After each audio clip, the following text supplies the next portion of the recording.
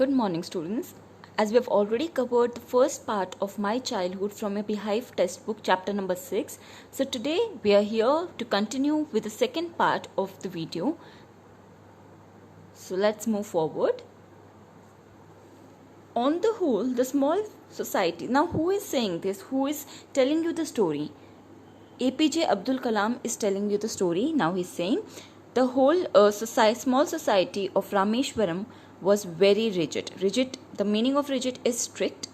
In terms of the segregation of different social groups, segregation का मतलब होता है separation. Okay, so now he's saying the division of society. Everywhere, most of कई ऐसी जगह होती है where they divide the society into 4 groups. वो क्या होते हैं? ब्राह्मण, शास्त्री, वैश्यास एंड शूद्रास. ठीक है, and this was strictly followed in Rameswaram. ये जो 4 डिविजन ऑफ सोसाइटी होते हैं ये रामेश्वरम में स्ट्रिक्टली फॉलो किए जाते थे. However, my science teacher Siva Subramanian Iyer, though an orthodox Brahmin with a very conservative wife, was something of a rebel. Orthodox का मतलब होता है one who follows the religion strictly.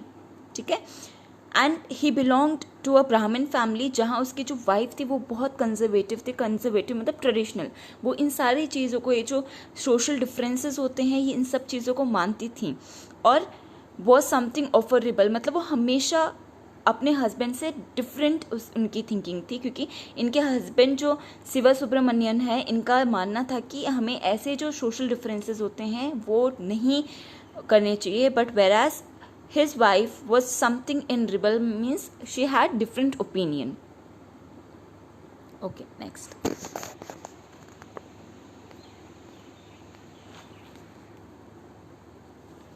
He did his best to break the social barriers so that people from varying backgrounds could mingle easily. mingle का मतलब interact कर सकें easily. तो इनका मानना क्या था, क्योंकि his wife belonged to a traditional and orthodox family, तो she followed all these religions and everything very strictly. तो अब इनका मानना क्या था इनके साइंस टीचर का कि जो ये डिफरेंसेस होते हैं ये डिफरेंसेस नहीं हो, ताकि कोई भी अलग अलग बैकग्राउंड के लोग एक साथ आके इजीली इंटरैक्ट कर सकें. He used to spend hours with me and would say, Kalam, I want you to develop so that you are on par with highly educated people of the cities. So on par का मतलब तुम उस same level में हो, क्योंकि आजकल के बच्चे they want the change and I want you that आप ये चेंज लेके आओ. One day he invited me to his home for a meal. His wife was horrified at the idea of a Muslim boy being invited to dine in her ritually pure kitchen. Dine मतलब dinner के लिए. तो ना हमने जैसे पढ़ा था इनके साइंस टीचर की wife, she belong to a traditional and orthodox family, so she followed the religion very strictly and to keep the kitchen pure. उनका ये मानना था कि कोई भी इन्फीरियर रिलीजन का person was not allowed to enter the kitchen.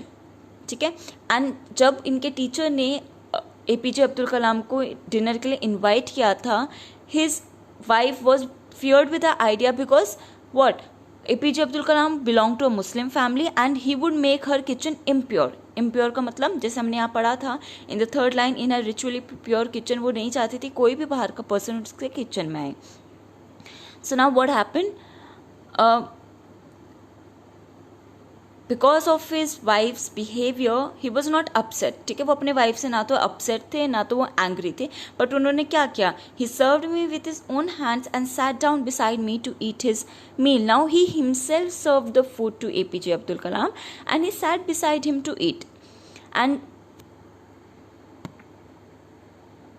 his wife watched him from behind the kitchen door. I wondered whether she had observed any difference in the way I ate rice, drank water, or cleaned the floor after the meal.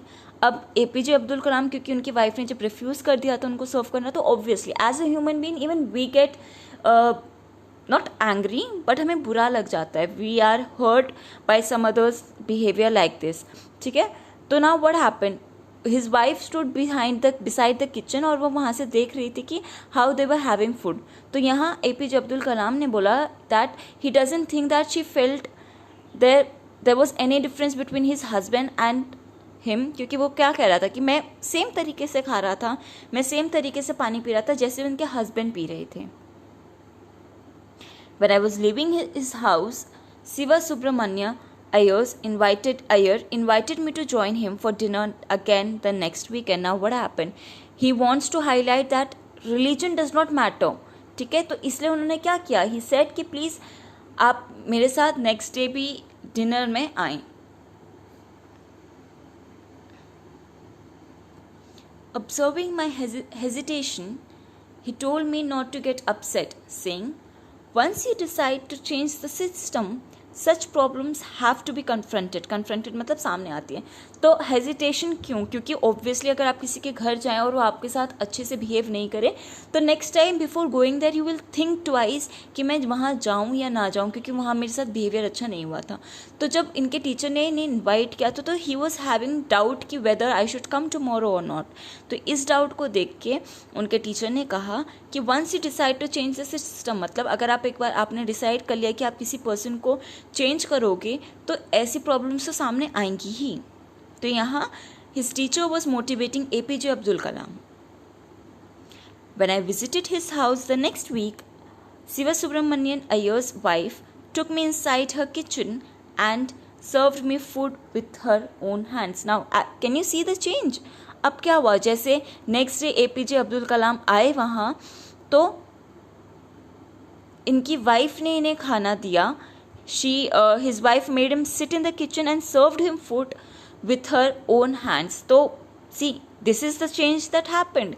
इन दोनों ने क्या change किया? Firstly इन्होंने अपनी जो वो lady थी, इनकी टीचर की वाइफ, उनको चेंज किया. बिकॉज अर्लियर उनका क्या मानना था कि she belong to a very conservative family.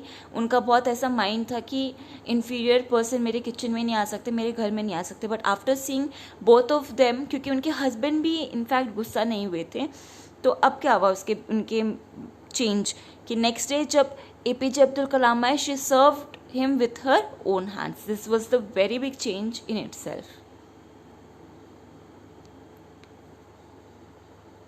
See, this is a very good line said by the teacher, which I really liked it, that once you decide to change the system, such problems has to be confronted. Confronted मतलब अगर आप कुछ चीज़ change करने की कोशिश करते हैं, आप चाहते हैं कि ये चीज़ चेंज हो.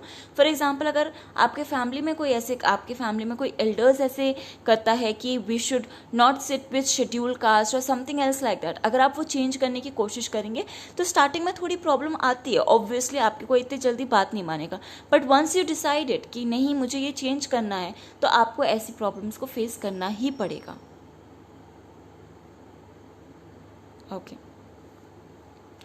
Then the Second World War was over and India's freedom was imminent. Imminent matlab was about to happen. That means India was about to get freedom, which happened in the year 1947.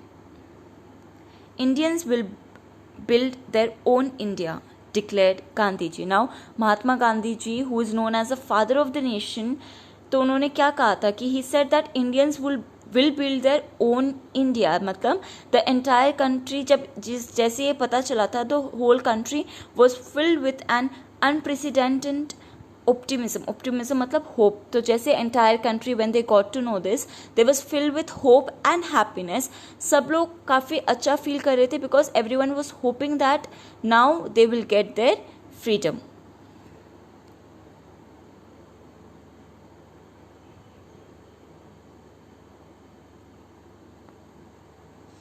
I asked my father for permission to leave Rameshwaram and study at the district headquarters in Ramanathapuram. He told me as if thinking aloud, Abul, I know you have to go away to grow. Does the seagull not fly across the sun alone and without a nest? See, अब क्या हुआ? APJ Abdul Kalam asked his father to allow him to go to the एक और जगह, the name of that place is Ramanathapuram, which was the district headquarters for higher studies. That means अब इन्होंने क्या decide किया था, क्योंकि इनके जब स्कूलिंग हो गई थी तो वो कहीं और जाना चाहते थे for his higher studies. So now his father said him, Abul, I know seagull, what is seagull? Seagull is a bird. तो in his reply, तो इनके father ने क्या reply दिया? His father told him that he knew that APJ Abdul Kalam needed to go away because वो चाहते थे कि वो आगे लाइफ में बढ़े. और फॉर एग्जाम्पल अगर आप एक गांव में रह रहे हैं तो आप वहाँ स्कूलिंग तो कर पाएंगे बट हायर स्टडीज़ वहाँ नहीं कर पाएंगे. तो अगर आपको हायर स्टडीज़ करनी होती है तो you have to go out, right. So now he gave the example of a seagull. ठीक है, उन्होंने सीगल का एग्जाम्पल दिया that Does the seagull not fly across the India alone and without a nest? इसका मतलब होता है, उन्होंने कहा कि क्या एक seagull when that a seagull which flies away in the sky all alone, क्या वो अपना नेस्ट बिल्ड नहीं करती है? It means that it does not have a home on its own. And अब क्या होता है, सी एक अगर आप बर्ड को भी देखें तो उनका अपना एक घर होता है. अगर वो नेस्ट बनाती है तो some other day because of some rain या फिर कोई उस नेस्ट को तोड़ देता है तो वो क्या करती है, बट फिर भी उनके अंदर वो डिटर्मिनेशन होता है, दे फ्लाई, राइट. वो कहीं भी जाती हैं, वो अपना ओन हाउस बिल्डअप करती हैं. तो इससे इनके फादर क्या कहना चाहते थे कि wherever you go you have to build your own home. That means आपको वहाँ उस जगह में सेटल डाउन होना ही चाहिए. तो he give a very beautiful example of a seagull. That means as अब आपको यहाँ पता चल रहा होगा कि इनके फादर को कोई ऑब्जेक्शन नहीं था if when APJ Abdul Kalam wanted to go outside for higher studies. In fact, he gave him a very beautiful example that yes, you should go. ये इसलिए बोला गया था because he want to build up his morale. He quoted Khalil Gibran to my his Seathan mother, your child. Okay, now अब इन्होंने क्या बोला, इन्होंने एक खलील गिब्रान इनका एक वो दिया एग्जाम्पल दिया. किसको एग्जाम्पल दिया? उनकी मदर को.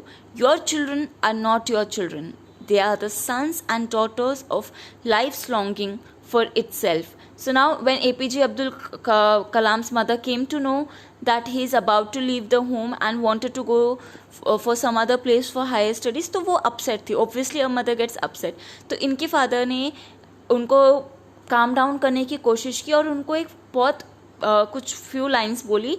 किसकी lines बोली? एक बहुत famous poem थी एक योर चिल्ड्रन नाम की, जिसे खलील गिब्रान ने लिखा था, as you can see in the first line. तो now he said that your children are not your children, वो they are the children of life. तो वो कहते हैं कि don't think that you can rule your children.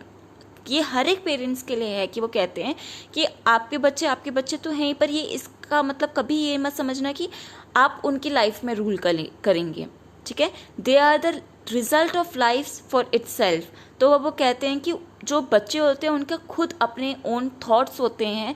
So whenever they ask for freedom they must be given freedom to fulfil their thoughts.